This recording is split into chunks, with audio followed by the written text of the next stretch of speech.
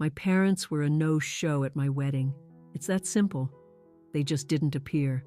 Not a single phone call, not one text message, not even a flimsy excuse. I'd made sure to save them 3 seats, right there in the front row. I found myself staring at those empty chairs for the entire duration of my vows. That was 2 years ago. But the real cold shoulder began much earlier. It's been a full 5 years since I've had any real contact with them. Then last week, I shared a photo on my Instagram. It was my new car, a storm gray Aston Martin Vantage, a cool $150,000. It was a present to myself, paid for by my own company. 3 days later, my phone vibrated, a Washington number I didn't recognize. It was my mother. Her voice was thin and hesitant, as if she thought I'd immediately hang up on her. "Maya," she said, "we have to talk. We're holding a family meeting tomorrow." I didn't feel a surge of anger or even a pang of sadness. I just felt a profound quiet. "Okay," I heard myself say. I agreed to attend, but this time I wouldn't be walking in as the daughter desperate for their attention. This time, I was walking in to find out precisely what they were after. Before we get into the full story, do me a favor and like this video, subscribe to the channel, and drop a comment to let me know what part of the world you're watching from. I grew up in the shadows. It wasn't a conscious choice. It was simply the role assigned to me in my family. We lived in a sleepy suburb of Seattle, in a perfectly nice house with a manicured lawn and a sprawling oak tree out front. To any outsider, we were the ideal Harrison family. But behind closed doors, our home was a stage, and the spotlight was only ever designed for one person, my older brother Leo. Leo was the sun, the heir, the sun around which every person and plan orbited. My entire childhood is a blur of my parents discussing Leo. Leo's future, Leo's brilliance, Leo's endless needs. My parents, Carol and Richard, were completely fixated on the family name. The Harrison name was their idol. It represented achievement, influence, and power. And in their narrative, Leo was the chosen one, destined to carry that legacy forward. I was just Maya. I vividly remember when Leo was 12, he brought home a small, cheap plastic trophy from his soccer league. His team hadn't even made the finals. It was just a participation award. My father, Richard, went out and installed a new floating shelf in our living room specifically for that trophy. He would dust it off every Sunday morning. "That's a Harrison. Right there," my father would proclaim, jabbing a finger toward the little plastic figure. "He has the winning instinct." A year later, when I was 13, I won a statewide painting competition. I had poured 6 months of my life into that piece of art. The prize was a beautiful, heavy navy blue ribbon and a small, weighty silver medal. I came home trembling with excitement. I was so immensely proud. I found my mother in the kitchen. "Oh, that's lovely, dear," she said, without turning away from the pot of sauce she was stirring on the stove. "It's good to have a nice little hobby." I then showed my father. He glanced at it and gave a curt nod. "Good work, Maya. Just be sure you get your real homework done. That art stuff isn't going to build a career." I took my silver medal and my blue ribbon and tucked them into the back of my desk drawer. The following week, a framed photo of Leo in his soccer uniform was hanging in the main hallway. My medal is probably still in that drawer. This was the pattern of my life. My accomplishments were dismissed as hobbies. His were celebrated as indicators of his potential. The dinner table was the worst of it. "How was practice, Leo?" my father would ask, night after night. "It was good," Leo would reply. "Coach thinks I have natural leadership qualities." He does. He absolutely does. My mother would eagerly agree. You can see it in his posture. I would sit there, quietly eating, just waiting for a gap in the conversation. I got an A on my history final, I offered one evening. That's great, honey, my mother said, her gaze already drifting back to Leo. Now, Leo, tell your father about that summer internship opportunity, the one at his friend's law practice. Oh yeah, Leo said with a shrug. It's pretty much a sure thing. That's my boy, my father boomed, raising his glass of water as if toasting a king. I felt like a ghost at my own family table. I wasn't just overlooked, I was completely invisible. I came to understand that love in my household wasn't just conditional. It was a finite resource, and Leo had a monopoly on it. Money was treated the same way. When Leo wanted a new car for his 16th birthday, my parents dipped into their savings without a second thought. He needs something reliable, my father declared. He's a representative of this family. When I needed a new laptop for my high school graphic design classes, my father let out a long, weary sigh. Maya, those things are expensive. Are you absolutely sure the computers at the school library won't suffice? We have to be thinking about Leo's college fund. Leo going to college was a given. It was the central fact of our family life.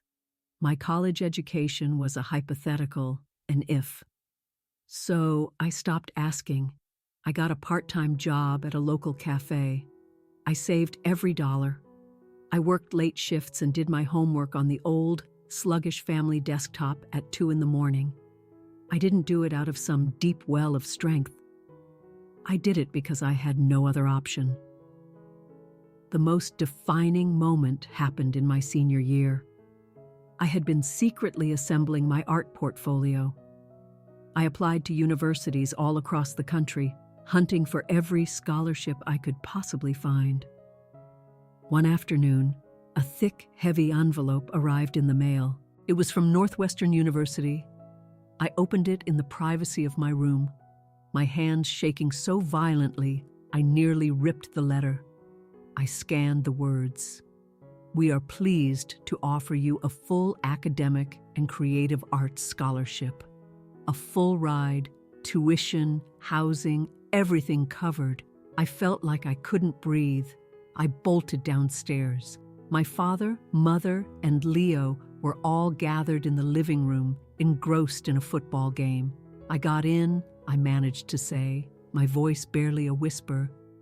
Got in where? My father asked, clearly irritated by the interruption.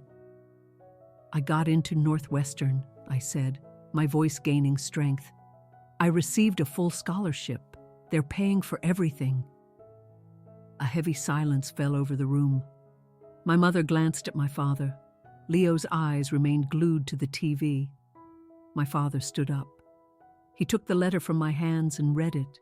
He wasn't smiling. He was calculating. Northwestern, he said, nodding slowly. That's an impressive school. Top tier. I held my breath, waiting. I was waiting for a congratulations. I was waiting for a hug. He turned to my brother. See, Leo? My father said, tapping the acceptance letter. Northwestern. That's the caliber of school you should be aiming for. Now that we know they're accepting students from your high school, maybe you should apply there too. We could drive down and tour the campus next month. My mother's face lit up.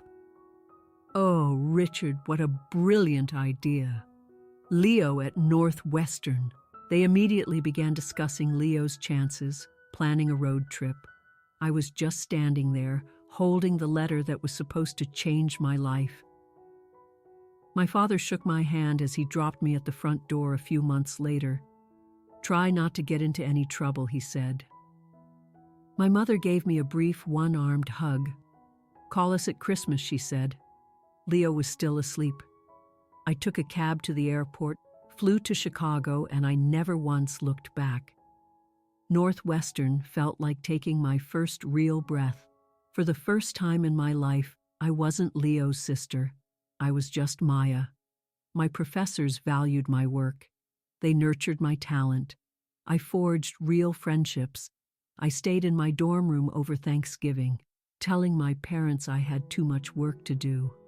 The truth was, I relished the quiet. I loved the feeling of being completely on my own. I did still call home, about once a month.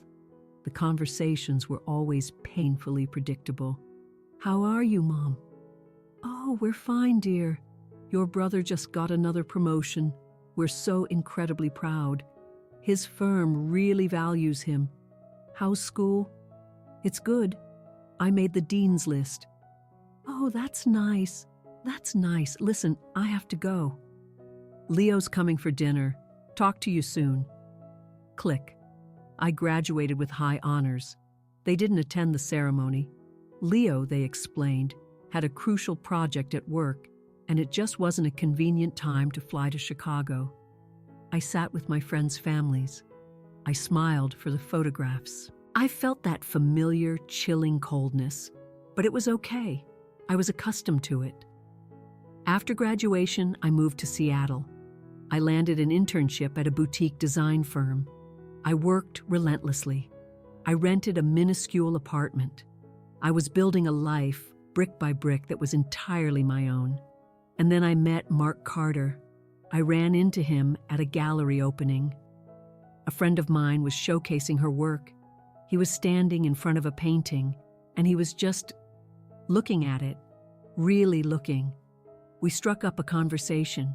He was kind, intelligent, and grounded.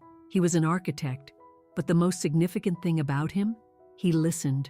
When I spoke, he looked directly at me. He asked follow-up questions. He remembered the things I told him. On our third date, I finally told him about my family. I told him about Leo. I told him about the trophies and the ignored scholarships. When I finished, he just looked at me for a long moment. "That must have been," he said, his voice gentle, "incredibly lonely." I almost started crying right there in the middle of the restaurant. He didn't say, "That's terrible." He didn't say, "Your parents are awful." He just saw the feeling behind the story. He saw me. A year later, he proposed. We were on the coast, the wind whipping around us. It was simple and it was perfect. I said yes. I was overwhelmed with happiness. I felt seen. I felt cherished. And the first thing I wanted to do was call my parents. It was a foolish impulse. After all that had happened, a tiny, fractured part of me still believed this would be the event. This would be the time they finally woke up and acknowledged my existence. I called my mother, my heart pounding. "Mom," I said, a smile in my voice, "I have incredible news. Mark and I, we're engaged. We're getting married." The line went dead silent. I could hear her take a long, drawn-out breath. "Oh," she said, her voice completely flat. "Well, that's fast, isn't it? Are you sure you know what you're doing?" The smile evaporated from my face. "Yes, Mom, I'm sure. We're planning for an October wedding." "October," she repeated. "Gosh, Maya, that's a very busy month for your brother. His firm has its major charity gala every October. It's critical for his career. We'll try, dear. We'll have to see what we can do." "It's my wedding," I said, my voice quiet. I know, but Leo really needs our support. We'll try. Just send us the invitation." We sent the invitation. A beautiful, minimalist design I had created myself. I called to follow up. My father answered. "We got it, Maya. But as your mother mentioned, Leo's event is on that same weekend. We are a family. We have to support each other." "I'm family," I whispered. He sighed. That long, tired sigh he always used when I was being difficult. "Don't be so dramatic, Maya. We'll try." The wedding day arrived. It was a beautiful, crisp October day, the leaves a symphony of orange and red. We held the ceremony at a small, historic winery. Mark looked so handsome. My friends were all there. His family was there, enveloping me in warmth, hugging me, calling me their daughter. I got ready in a little cottage on the property. My maid of honor, Chloe, was helping me with my dress. My phone sat on the dresser, completely silent. No call, no good luck text. No, we're on our way. Just nothing. I picked it up, my hands surprisingly steady. I opened a group text to my mother, my father, and my brother. I typed, "There's a seat waiting for you in the front row. I'm getting married in 10 minutes. I love you." I pressed send. The green delivered receipt appeared. No one had read it. "Maya," Chloe said gently, "it's time." I nodded. I put the phone down. I picked up my bouquet. I walked down the aisle. The music swelled. I saw Mark, his eyes glistening with tears. I smiled. And then my gaze drifted to the front row. 3 empty chairs. They were decorated with white bows, with programs placed neatly on the seats. 3 vacant spaces where my family was supposed to be. I kept walking. I kept smiling. I took Mark's hands. I could hear the guests whispering, "Where are her parents?" "That's so sad." I heard one comment clearly, "She's so strong." I wasn't strong. I was numb. I was simply used to being forgotten. This wasn't a new wound. It was just the final, deepest cut. They hadn't been delayed. They hadn't gotten stuck in traffic. They had simply made a choice. They chose Leo's work event over their only daughter's wedding. I said my vows. I said, "I do." I kissed my husband. At the reception, everyone was dancing. We cut the cake. It was a joyous, happy occasion. But in the back of my mind, I could still see those chairs. My maid of honor, Chloe, stood to give her toast. She raised her glass. "I have known Maya for 10 years, she began. "I have watched her build her entire life from the ground up, with her own 2 hands. She is the most brilliant, resilient person I know. She deserves the world." She looked right at me. "And Maya," she said, "today, I am so happy. Because you are finally getting the family who deserves you." The crowd cheered.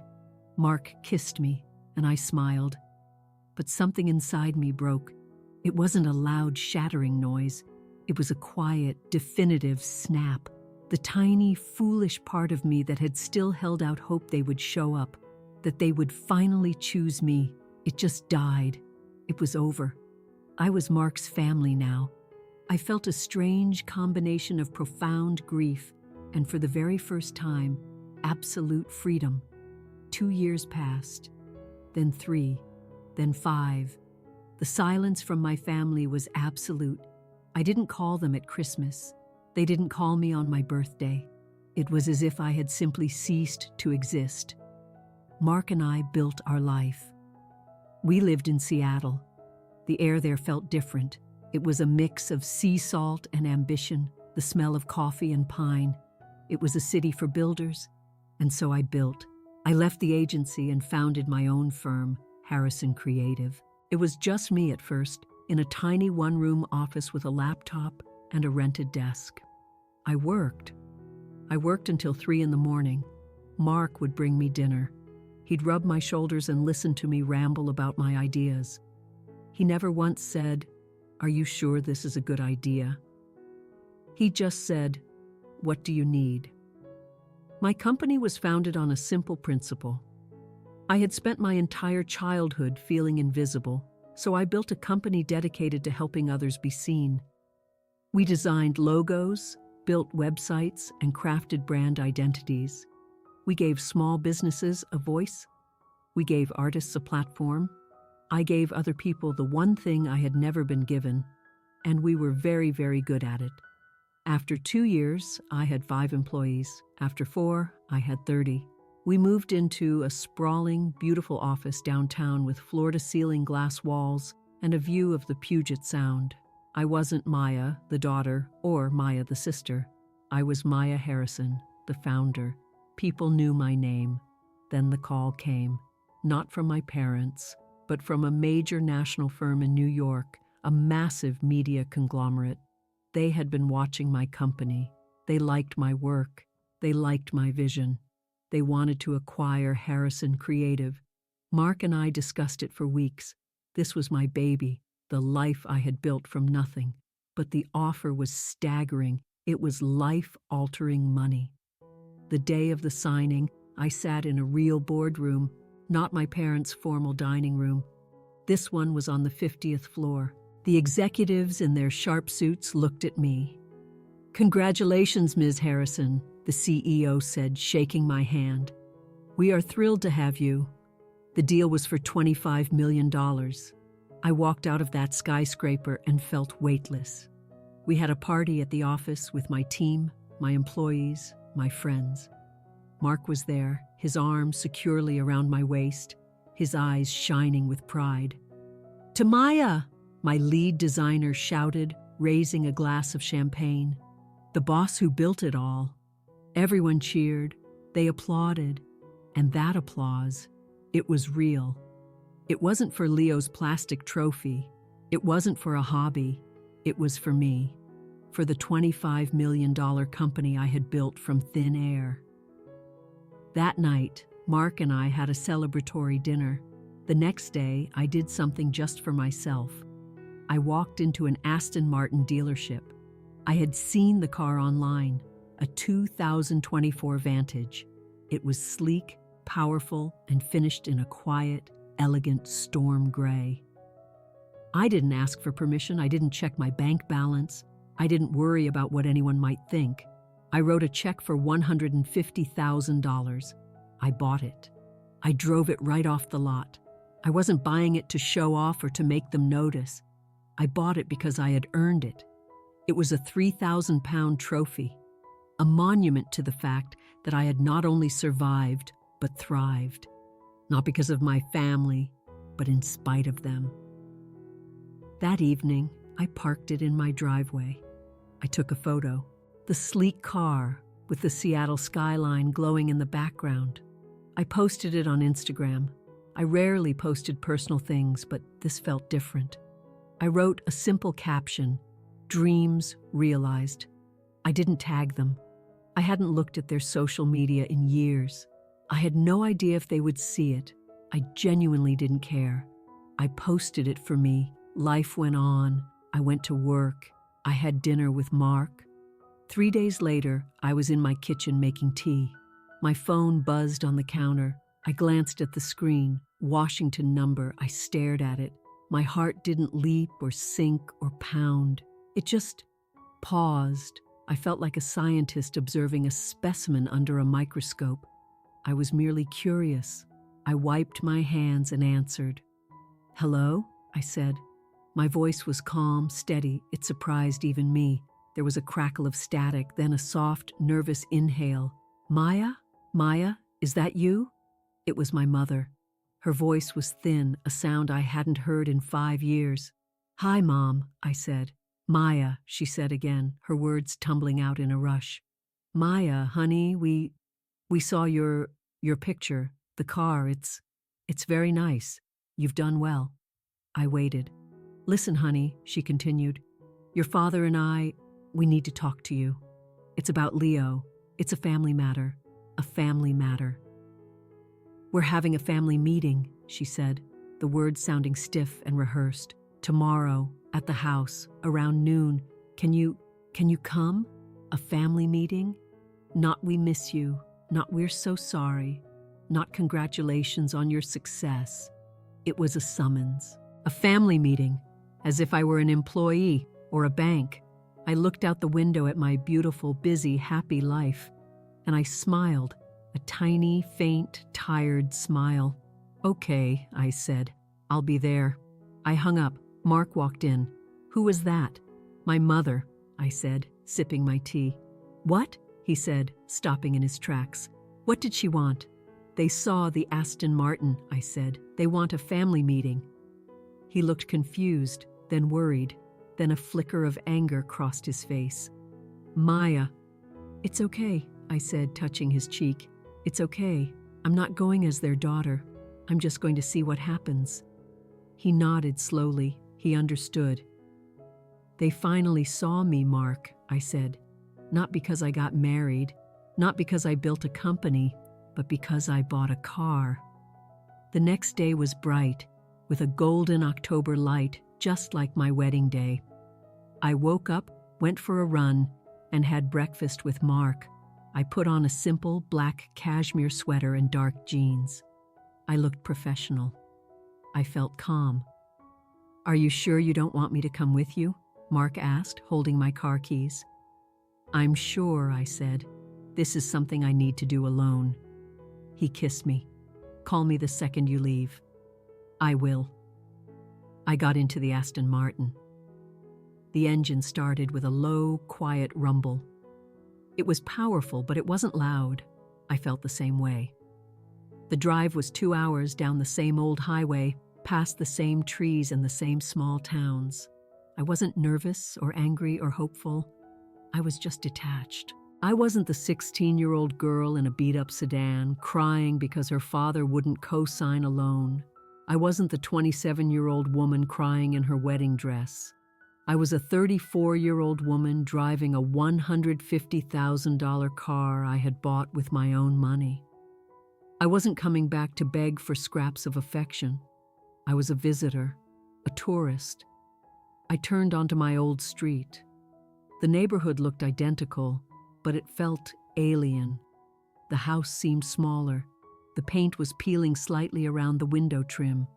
The lawn was overgrown. It just looked tired. I pulled into the driveway.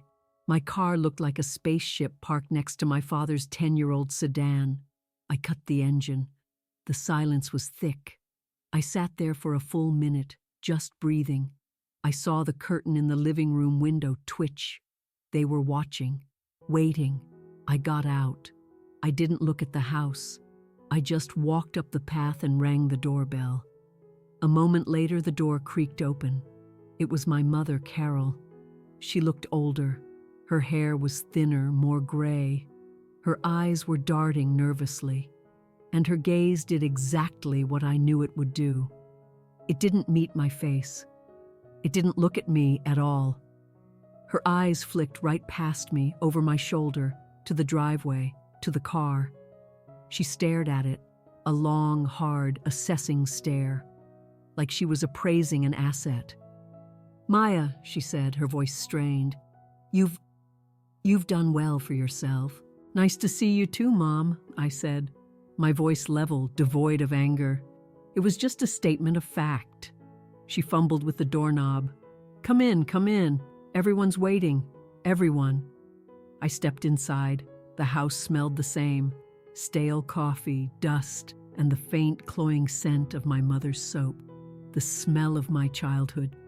But the scene was all wrong. We never used the formal dining room. It was reserved for holidays we never bothered to celebrate. Today, the dining room table was set, but not for a meal. It was arranged like a boardroom. My father, Richard, sat at the head of the table, like a CEO. He was wearing a starched collared shirt, looking like he was about to host a business lunch. Leo was sitting on one side. He looked terrible. He was heavier, his face puffy. He refused to look at me, staring intently at his own hands. Beside him sat a woman I didn't recognize, pale and looking utterly terrified. It had to be his wife, Sarah, the one I'd never been invited to meet. They all looked up as I entered. There were no smiles, no welcome home, no "it's so good to see you." There was just expectation. "Maya," my father said with a nod. He didn't stand. "Thank you for coming." "Dad," I replied, remaining on my feet. Sit, my mother said, fluttering her hands. "Can I get you some coffee? Water?" "I'm fine," I said. I took a seat in the chair opposite Leo, the one furthest from my father. An awful, heavy silence descended on the room. My mother sat down. My father cleared his throat. He picked up a pen and began clicking it. Click, click, click. "Well," he started, then put the pen down. "Maya, we are glad you came. We know we haven't been in the best communication." I just stared at him. Not in the best communication, I repeated slowly. Is that what you're calling 5 years of total silence? My mother flinched. Now, Maya, don't be difficult. I'm not, I said. I'm just clarifying. My father held up a hand. She's right, Carol. We know. But family is family. And your brother, Leo, he's been struggling. I looked at Leo. He was 39 years old, but still carried himself like the high school quarterback who expected everyone to clear a path for him. But his eyes were weak. He's had a rough time, my father continued. His firm, they had to downsize. He lost his position. He's got tuition for the kids, the mortgage. He's had some setbacks. My father looked directly at me now, his CEO face firmly in place. We've all had setbacks, he said. The important thing is that the family pulls together. I waited, saying nothing. I knew this wasn't just a sob story. This was a sales pitch. Your mother and I, he said, we saw your success online, the car. It's clear you're in a position to help. My voice was quiet. Help how? My father smiled, a thin, tight, humorless smile. That's our girl, always direct. He reached for a manila folder that was on the table next to him and slid it across the polished wood. It stopped right in front of me. I looked at it but didn't touch it. What is this? I asked. It's a solution, my father said. Your brother needs a bridge loan, just to get him back on his feet, for the family. I opened the folder. Inside was a loan agreement, all typed up and looking official. Agreement between Maya Harrison, lender, and Leo Harrison, borrower. And there at the bottom, my name was already typed under the signature line. The amount was left blank, but the intention was crystal clear. I looked up. They were all staring at me. My father with his expectant eyes. My mother with her nervous, pleading gaze. My brother finally looking up at me, his face a toxic mixture of shame and entitlement. This wasn't a family meeting. It was an ambush. They hadn't called me to reconnect. They hadn't called to apologize for missing my wedding. They hadn't called to say they were sorry for my entire childhood. They called me because they saw my Aston Martin. To them, the car wasn't a symbol of my success. It was an advertisement. It was a signal that the Bank of Maya was open for business. I looked at the folder. Then I looked at my father. He was calm, waiting for my answer. He expected me to ask how much. He expected me to maybe negotiate, but he fully expected me to sign. I felt nothing, not anger, not shock, just a deep, cold quiet. You've been planning this, I said. It wasn't a question, it was a statement. My father frowned. We're planning to help your brother, yes. No, I said, my voice even. You've been planning this. I tapped the folder. This meeting, this ambush. My mother, Carol, gasped dramatically, her hand flying to her chest. Maya, don't be so dramatic. We are not ambushing you. We are your family. We are asking for help. You're making this sound so ugly. Ugly? I repeated. You think this is ugly? Leo, who had been staring at the table, finally spoke. His voice was thick with resentment. Oh, cut the act, Maya, he snapped. I turned to look at him. My older brother, the golden son. He looked so diminished. What act, Leo? This whole wounded act, he said, waving a dismissive hand at me. Like you're so much better than us. You've got your millions, you've got your fancy car. We get it. You post it for the whole world to see. You're not better than us. You're still a Harrison. He leaned forward, his face turning red. You finally made some money, he said, his voice low and menacing.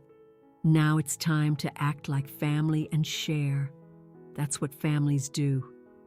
Share, I said. That's an interesting word. Sharing implies a two-way street.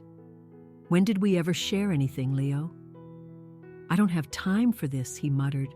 leaning back and crossing his arms like a pouting teenager. "Your brother is right, my father," Richard said. His voice was hard now. He was done playing the benevolent CEO. This was the final demand. "We invested everything in you," he said. I almost laughed out loud. It was such a breathtaking, audacious lie. "We gave you a good home," he went on. "We kept you safe. We invested in your education. We paid for everything to get you where you are. A family is an investment, Maya. You invest in each other. We invested in you, and now it's your turn to give back." The silence in the room was absolute. They had played their final card, the guilt card, the "we did everything for you" card, and it was all a complete fabrication. I did laugh then. It wasn't loud, just a soft, sharp exhale of air. It was the laugh of someone who has just heard the most ridiculous joke in the world. "My education?" I said, my voice still quiet. My father nodded sternly. "Northwestern wasn't cheap." "No, it wasn't," I agreed. "It's a good thing I got a scholarship then, a full one, the one I applied for in my bedroom at 2 a.m. while you were both asleep, the one you didn't even bother to read before I sent it out." My mother's face went white. "Maya, that's not what?" I asked. "The truth? Let's talk about my education. Let's talk about investments." I looked at my father. "Do you remember my freshman year? I needed a new laptop for my design courses, the one I'd bought with my coffee shop money from high school. It died. I called you. I asked if you would help me. Just co-sign a simple $500 loan." He was staring at me, his jaw clenched. "Do you remember what you said?" I asked. "You said no. You said it was fiscally irresponsible to co-sign for an art degree. You said my hobby wasn't a real career path. You told me to use the library." I paused, letting the memory hang in the air. "I didn't use the library," I said. "My friend Chloe, my maid of honor, her parents lent me the money. Strangers invested more in me than my own father." The silence that followed was heavy and suffocating. My mother was staring at her hands. Leo was staring at the wall. My father just looked furious. He was angry that I remembered. I waited, letting them sit in the truth of what I had just said. Then I leaned forward. "I have one question," I said. "It's not about money. It's not about loans. It's a simple question, and I want an honest answer." They all looked at me, trapped. "Where were you on my wedding day?" My mother flinched as if struck. She started to speak. "Maya, we told you. It was Leo had—" "No," I said, my voice sharp. "I want to hear it from him." I looked at my father. He sat up straighter, his face a mask of self-righteousness. "It was a major networking opportunity for Leo," he said, his voice cold and final. "It was at the governor's residence. It was important for his future. We had to be there. We made a choice. We supported our son." "Our son," I repeated, "not our children. And me? What about me?" He shrugged. A small, dismissive twitch of his shoulders. "You were fine. You're independent. You had your little party. You didn't need us. Leo did." And there it was. The entire truth of my life distilled into one ugly, selfish sentence. I was strong, so I didn't deserve help. I was independent, so I didn't deserve to be seen. I was fine, so I didn't deserve to be loved. My brother's potential networking opportunity was more important than my actual wedding. I nodded. Slowly, I finally understood. I had been trying to get water from a dry well. I had been trying to get love from people who didn't know how to give it. The cold, quiet feeling inside me wasn't numbness anymore. It was peace. The part of me that had been waiting for them to show up, it was gone. My father's words had killed it for good. I took a slow breath, in, out. I didn't yell. I didn't cry. The anger I had expected to feel just wasn't there. There was only clarity. It was as if I had been looking at a blurry picture my whole life, and it had finally snapped into sharp focus. They were never going to change. They were never going to see me. They were just them. And I was just me. I stood up. The scrape of the chair leg on the wood floor was deafening in the silent room. All their eyes snapped to me. My mother looked terrified. My father looked annoyed, as if I were breaking the rules of his meeting. I didn't look at them. I turned and walked to the large dining room window overlooking the backyard. The old swing set was still there, the one my father and Leo had built one weekend. I remember wanting to help. My father had told me to go inside, to not get in the way. Now the ropes were frayed and the red paint on the seats was peeling, revealing the gray wood underneath. It was broken, a ghost of a memory. I used to sit on that swing, I said, my voice calm, talking to the glass. I would sit there and wait for you to come home from Leo's soccer games. I would wait for hours. Maya, my mother started, her voice trembling. I kept talking. You skipped every milestone, every single one. I turned around to face them. They looked so small, sitting at that big, empty table. You skipped my high school graduation, I said, looking at my father. You said the drive was too long and you had an early meeting the next day. So I drove myself. You skipped my first major art show in college, I said, looking at my mother. The one where I won the grant. You said you had a client dinner you just couldn't miss. You skipped my Northwestern graduation, I continued, my voice a steady, factual rhythm. Magna cum laude. You said Leo had a big project at work, and the whole family needed to be there to support him while he finished it. I walked back to the table. You missed my life, I said. You missed all of it, because it was never convenient. I looked down at the loan papers, the folder with my name already typed on it. But now, I said, now I have a $150,000 car. Now I have $25 million. And suddenly, I'm very convenient. My father's face was a dark shade of red. You watch your tone. No, I said, not loud, just firm. I'm done watching my tone. I'm done being quiet. I'm done being the ghost in this family. I picked up the folder. I didn't rip it. I didn't throw it. I simply set it back on the table right in front of my father. I slid it back to him. You want an answer? I said. You'll get one. My mother stood up. Maya, please, she begged. He's your brother. This is your family. Don't make this harder than it has to be. Her words struck me. Don't make this harder. I looked at her, really looked at her, her nervous eyes, her trembling hands. A woman who had spent her entire life shrinking, all in service to my father and my brother. Harder? I said. It's already hard, Mom. It's been hard for 34 years. It was hard when I was 13, putting my own art medal in a drawer because it wasn't Leo's trophy. It was hard when I was 27, standing alone in my wedding dress, staring at 3 empty chairs. I paused. It's already hard, I said, my voice softer now. You just never noticed. I picked up my purse and walked to the front hall. Maya, my father yelled from the dining room. You don't walk out on this family. You don't walk out on me. I turned at the front door. He was standing in the archway, the king of a very small, sad castle. You're right, I said. I'm not walking out. Good, he said, nodding, a look of relief washing over his face. I'm not walking out, I repeated, because I was never really in. I was never part of this. I was just visiting. I opened the front door.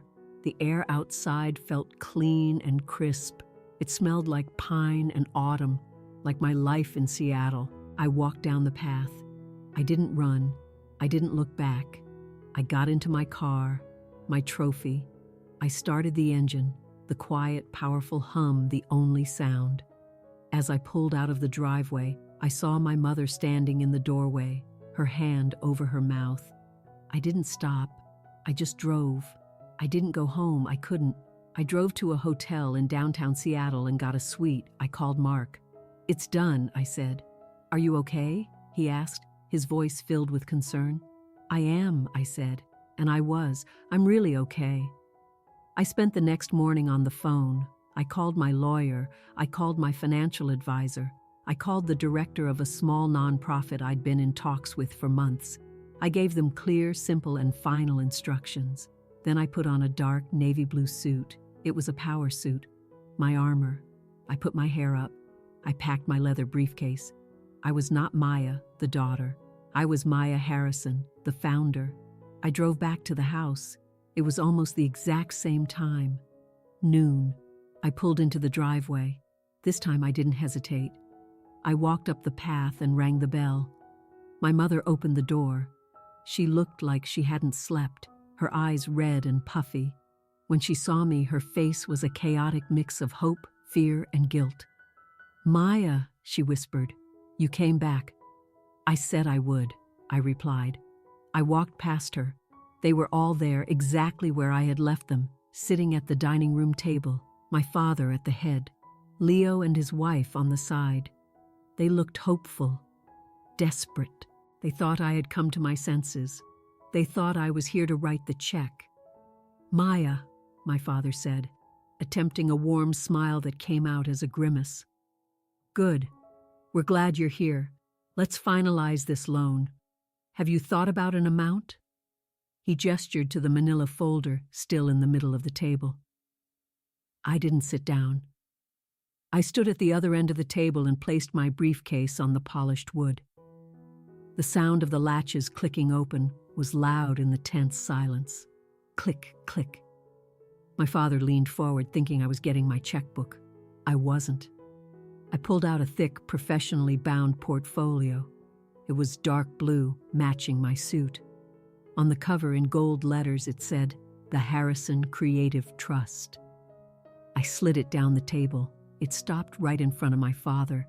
He stared at it, his brow furrowed. He opened it. Leo leaned over to look. "What is this?" my father asked, confused. "Some kind of tax thing?" "No," I said. "It's a family investment. Yesterday you wanted to discuss family investments. You said family invests in each other. So let's discuss my investment." I pointed to the portfolio. "That," I said, "is an $18 million endowment, the Harrison Creative Trust. I've been working on it for 6 months. It's my new project. It will go live next week. It is designed to fund creative scholarships, grants, and mentorships for young women in the state of Washington." I looked at each of them. Girls who want to be artists, designers, and writers. I looked at my mother. Girls who are told their passion is just a hobby. I looked at my father. Girls who are told their dreams are fiscally irresponsible. No one spoke. My father was flipping through the pages, seeing the legal documents, seeing the numbers. $18 million. My mother's hand flew to her mouth. This time it wasn't a gasp of surprise. It was a sound of absolute horror. $18 million, she whispered, her voice a shrill shriek. $18 million? She stood up so fast, her chair scraped back. "Maya, you could have helped your own family. You could have saved your brother. You could have paid off this house. Instead, you're giving it all away to strangers?" "Not strangers, Mom," I said calmly. "Girls like me." "You selfish?" Leo started, his face turning purple. "Wait," I said, holding up a hand. I reached into my suit pocket, pulled out my phone, and tapped the screen. A small red light appeared. I placed it on the table. My mother froze. "What is that?" "It's a recorder," I said, my voice cold and clear. "For transparency, I want a perfect record of this conversation. I want a record of exactly who asked for what, who was offered what, and who is saying what right now. They all stared at the phone. No one said another word. The entitlement vanished. The anger vanished. There was only fear. I looked at my father. He was pale. My mother was trembling.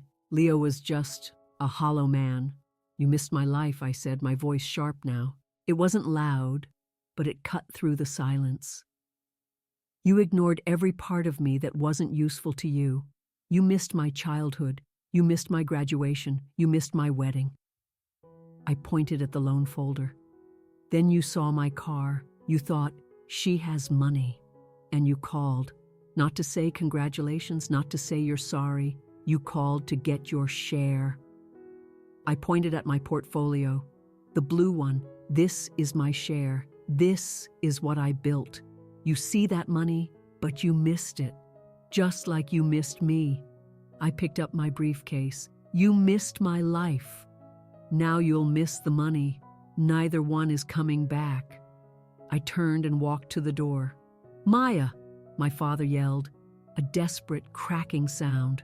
"Maya, you can't. We're your family." I stopped at the door. I didn't turn around. "No," I said, "you're not." I walked out and closed the door behind me. The press conference for the foundation was already on the books.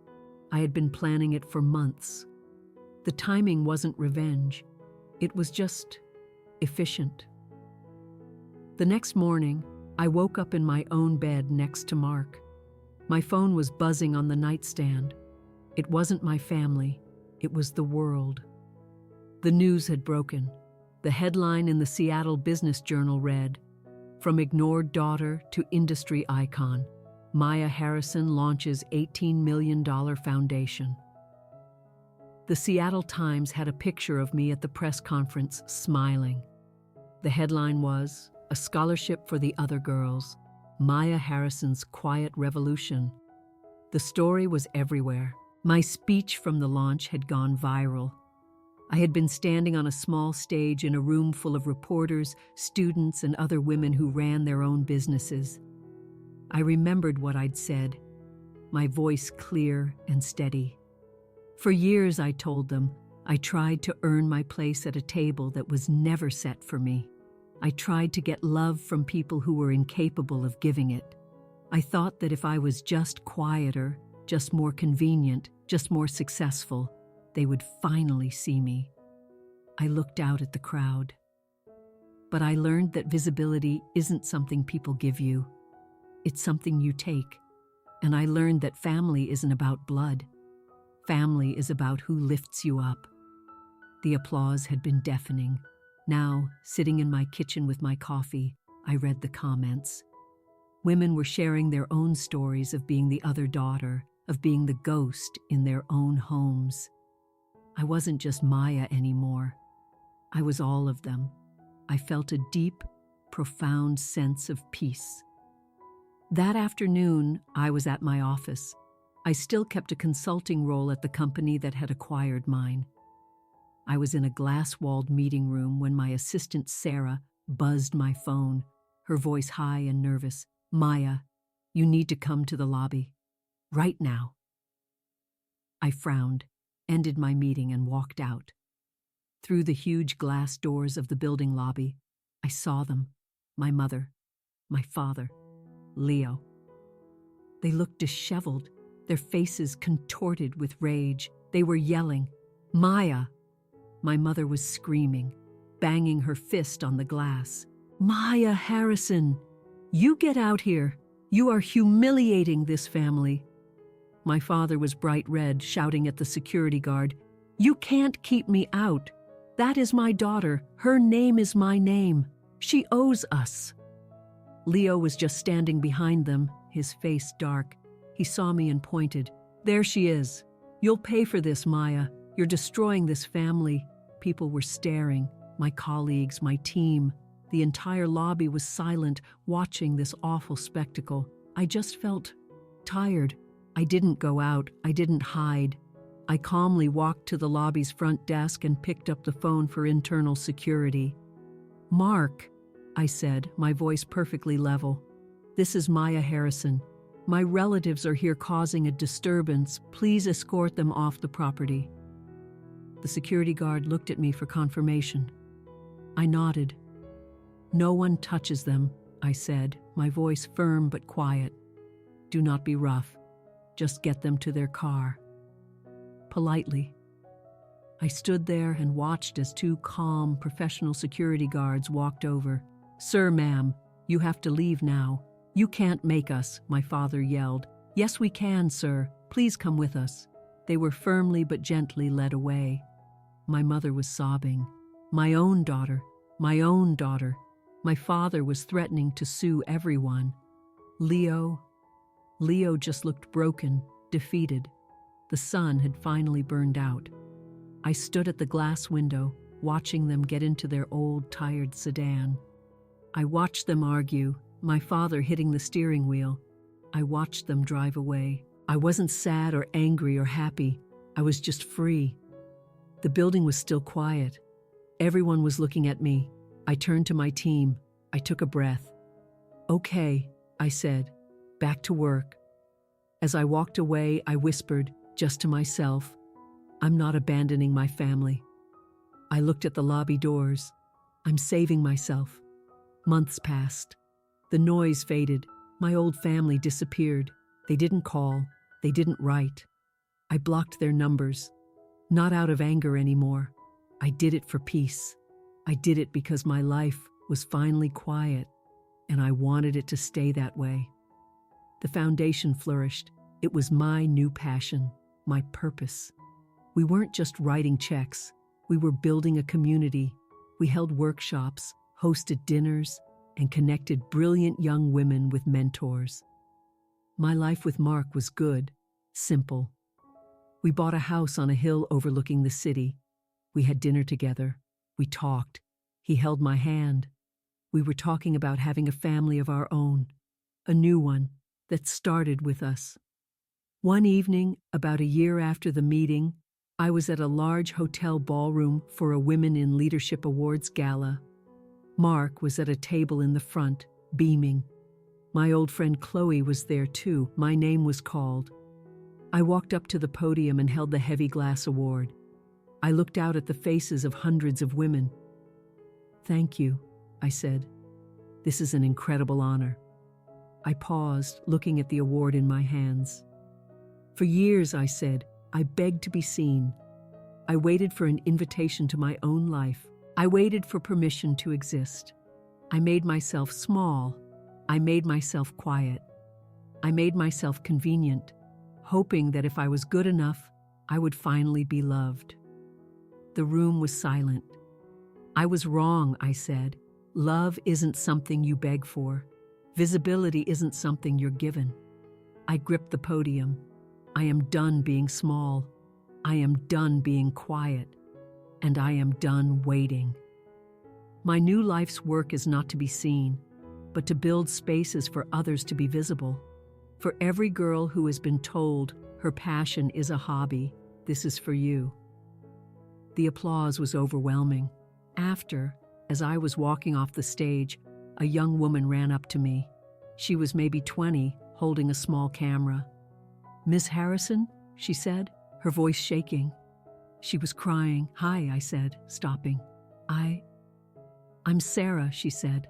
"I'm one of the first recipients of the Harrison Trust. I'm a filmmaker." My heart stopped. I just had to meet you," she said, wiping her eyes. "I read your story, the one in the paper, my family. They're the same. They told me my films were a stupid hobby. They told me to be a nurse. They told me to be convenient." She was sobbing now. "Your story, it made me believe in myself. It made me apply. You changed my life." I looked at this girl, this brilliant, crying, brave girl, and I saw myself. I saw the 13-year-old me hiding my art ribbon in a drawer. I saw the 17-year-old me opening the Northwestern letter all alone. I saw the 27-year-old me staring at those empty chairs. This. This was my family. This was my legacy.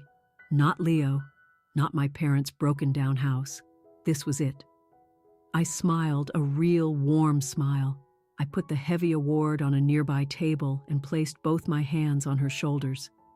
"Sarah," I said, "you don't need their permission to be brilliant." I tapped her camera. "You already are. Now go make your movie." She laughed through her tears and hugged me. "Thank you," she whispered. That night, I didn't go to the fancy after party. I went home.